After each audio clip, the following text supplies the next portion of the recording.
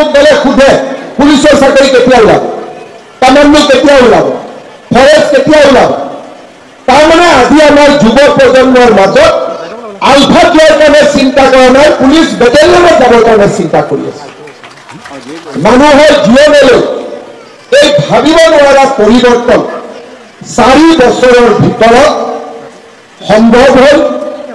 আজি আমাৰ ল'ৰা ছোৱালীয়ে ব্যৱসায় কৰিছে, আগবাঢ়ি যাবৰ কাৰণে চেষ্টা কৰিছে।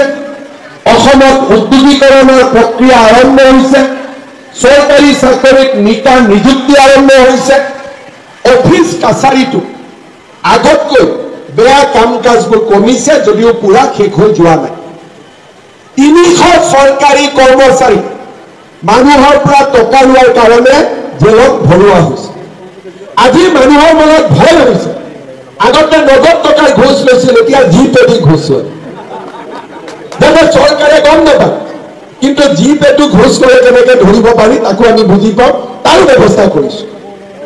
অসমখনৰ পৰিৱৰ্তন প্ৰত্যেক দিনাই হৈছে।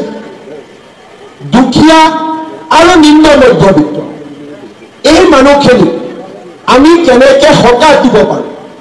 1250 টকা অৰুণোদয় হ'ল, বিনামূলীয়া চাউল হ'ল, বিনামূলীয়া চিকিৎসা হ'ল, বিনামূলীয়া কলেজত এডমিশ্যন হ'ল। এতিয়া 1 অক্টোবৰৰ পৰা আমি ৰেচনৰ দোকানত দালি, নিমখ আৰু চেনিও কম দামত দিয়া আৰম্ভ কৰিম। তাতে আমাৰ ৰাইজৰ কষ্ট কমি যায়। বজাৰতকৈ চেনি 30 টকা কম দামত পাম। বজাৰত যদি দালি 90 টকা, ৰেচনৰ কাৰ্ডত আমি 60 টকাত পাম। চাউল হ'ল, দালি হ'ল, নিমখ হ'ল, চেনি হ'ল, আৰু কি বাকী থাকিলে? মিঠাতেল। আৰু এটা বস্তু বাকী থাকিলে, সেইটো হ'ল গেছৰ চিলিণ্ডাৰ।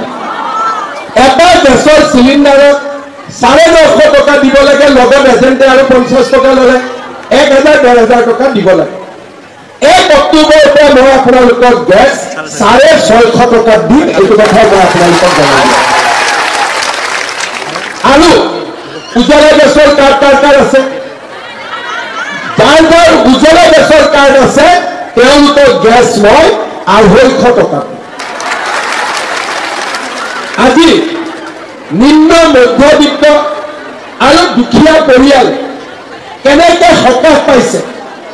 বোলে ঘৰত 1250 টকা অৰুণোদয় আহিছে, ল'ৰা 3টা কলেজত এডমিশ্যন দিব 30,000 টকা লাগে, তাৰ দায়িত্ব চৰকাৰে লৈছে। বোলে ছোৱালীজনী কলেজত পঢ়ে, বাপেকে দায়িত্ব ল'বলগীয়া হোৱা নাই, দায়িত্ব নিযুত মইনা আঁচনিৰ জৰিয়তে মামাই লৈছে। তাৰমানে বাপেকৰ কষ্ট কমিছে, চাউল কিনিব নালাগে, বাপেকৰ কষ্ট কমিছে, অৰুণোদয় পাইছে, ঘৰখন ভাল হৈছে। আৰু এতিয়া মহিলাসকলে 10,000টো জুন মাহত পাই যাব। আৰু 10,000ৰ পিছত 25 পাব, 25ৰ পিছত 50 পাব। 10 পোৱাৰ পিছত 10,000 টকাটো আমি ভাল কৰি খৰচ কৰিলে চৰকাৰে আমাক 25,000 টকা দিব। কিন্তু 10,000 পাবৰ কাৰণে ঘৰত 3টাতকৈ বেছি বাচ্চা থাকিব নালাগে। যদি আকৌ 25,000 পোৱাৰ সময়ত 4টা বাচ্চা হৈ যায় তেতিয়া নাপাম মানে। কালি মই কলিয়াবৰ সমষ্টিত আছিলোঁ, তাতে মই এজনে ক'লে মোক যদি মোৰ 2টা ছোৱালী হৈ যায়, মই 2টা ছোৱালী যদি আৰু এবাৰ চেষ্টা কৰিবি, আল্লাহ ল'ৰা দিয়ে যদি দিব। বোলে তাৰপিছত মই বোলে তাৰপিছততো আল্লাহে ল'ৰা নিদিয়ে, তই যিদৰে জন্ম নিদিয়ে কিয়? তেওঁলোকৰ গাঁৱত 10-12টা জন্ম হৈ যায়। এতিয়া মই মহিলাখিনিক সংগঠিত কৰি আছো যাতে 3টাতকৈ কোনেও জন্ম নিদিয়ে। আগতে 8 বছৰ, 9 বছৰ, 12 বছৰ কাৰণে ছোৱালী বিয়া দিছিল। এতিয়া ছোৱালীক 16 বছৰৰ তলত বিয়া দিলে মই জেলত ভৰাই দিম। সকলো জেগাতে অকল যে অৰুণোদয় কৰি আছে এইটো নহয়, বাল্য বিবাহ বন্ধ কৰাৰ বাবে প্ৰতিগৰাকী ছোৱালীয়ে যাতে কলেজত পঢ়িব পাৰে। সমাজত যিবিলাক কাম এজন মুখ্যমন্ত্ৰীয়ে কৰিব পাৰে বুলি কোনেও ভবা নাছিল। বাল্য বিবাহৰ লগত মুখ্যমন্ত্ৰীৰ কি কাম?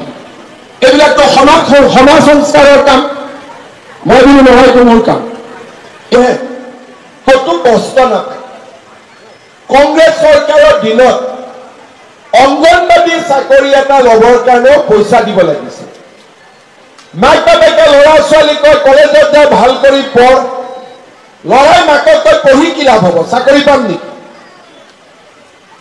বোলে বাবা পঢ়চোন বোলে পঢ়ি কি লাভ হ'ব তোৰ পইচা আছে ঘোষ দিবৰ কাৰণে ল'ৰা ছোৱালী ঘৰতে বিদ্ৰোহী হৈ আছে পইচা নিদিলেতো চাকৰি নাপায় আৰু 10 জনে পঢ়ি শুনি বোলে চাকৰিটো নিদিয়ে আলফাত যাম এনেকুৱা আমাৰ অসমৰ পৰিৱেশ আছে যোৱা 4 বছৰত মই 1.5 লাখ ল'ৰা ছোৱালীক চাকৰি দিলো কোনো বাপৰ বেটাই তামোল এখনো খাব পৰা নাই মাত্ৰ 4 বছৰৰ ভিতৰতে যিখন অসমৰ দুৰ্নীতি নহলে একো কাম নহৈছিল আজি লাহে লাহে সমাজখনৰ জীৱনলৈ পৰিৱৰ্তন আহিছে মানুহৰ সমস্যাবিলাক সমাধান হৈছে এতিয়া অসমত উদ্যোগ আহিব 7,000-8,000 টকাৰ কাৰণে আমাৰ ল'ৰা ছোৱালী কৰ্ণাটকত যায় তামিলনাডুত যায় বোলে কি কৰ সিকিউৰিটি গাৰ্ড কিমান টকা দৰমহা 8,000 বেমাৰ হলেও চিকিৎসা কৰিব নোৱাৰে ঘৰলৈকেও টকা পঠাব নোৱাৰে আজি এবাৰ যদি আমি অসমত উদ্যোগ বহাব পাৰো সেই গোটেই ল'ৰা ছোৱালীবিলাকক আমি অসমলৈ উভতাই আনিব পাৰিম মাকৰ ল'ৰা মাকৰ বুকুলৈ উভতি আহিব পাৰিম কোনেও আগত চিন্তা কৰা নাছিল এই টকা নিদিয়াকৈ চাকৰি হ'বনে অসমত ক'ত আম্বানী আদানী আহিব কিন্তু আজি পৰিৱৰ্তন হ'ল আগতে মানুহে ডিব্ৰুগড় যাওঁতে ফোন কৰে ক'ৰবাত ৰাস্তাত বন্ধ আছে নেকি বোলে ৰেলত যাম বোলে আজি ৰেল বন্ধ আছে নেকি আজিকালি আপোনালোকে নিজে কোনবা এইবোৰ কথা পাতেও নেকি মই যদি এইখিনি কথা নকলেহেঁতেন আপোনালোকৰ মনতেই নপৰিলে কিয় আমাৰ জীৱনলৈ ভাবিব নোৱাৰা পৰিৱৰ্তন আহিছে অসমৰ উন্নতি হৈছে এতিয়া ল'ৰা ছোৱালীয়ে মোক গলে সোধে পুলিচৰ চাকৰি কেতিয়া ওলাব কামাণ্ডো কেতিয়া ওলাব ফৰেষ্ট কেতিয়া ওলাব তাৰমানে আজি আমাৰ যুৱ প্ৰজন্মৰ মাজত আলফাত যোৱাৰ কাৰণে চিন্তা কৰা নাই পুলিচ বেটেলিয়নত যাবৰ কাৰণে চিন্তা কৰি আছে মানুহৰ জীৱনলৈ এই ভাবিব নোৱাৰা পৰিৱৰ্তন 4 বছৰৰ ভিতৰত সম্ভৱ হ'ল আজি আমাৰ ল'ৰা ছোৱালীয়ে ব্যৱসায় কৰিছে আগবাঢ়ি যাবৰ কাৰণে চেষ্টা কৰিছে অসমত উদ্যোগীকৰণৰ প্ৰক্ৰিয়া আৰম্ভ হৈছে চৰকাৰী চাকৰিত নিযুক্তি আৰম্ভ হৈছে অফিচ কাছাৰীটো আগতকৈ বেয়া কাম কাজবোৰ কমিছে যদিও পুৰা শেষ হৈ যোৱা নাই 300 চৰকাৰী কৰ্মচাৰী মানুহৰ পৰা টকা লোৱাৰ কাৰণে জেলত ভৰোৱা হৈছে আজি মানুহৰ মনত ভয় হৈছে আগতে 90 টকাৰ ঘোষ লৈছিল এতিয়া জিপে দি ঘোষ লয় যেনে চৰকাৰে গম নাপায় কিন্তু জিপেটো ঘোষ ল'লে কেনেকৈ ধৰিব পাৰি তাকো আমি বুজি পাওঁ তাৰো ব্যৱস্থা কৰিছো অসমখনৰ পৰিৱৰ্তন প্ৰত্যেক দিনাই হৈছে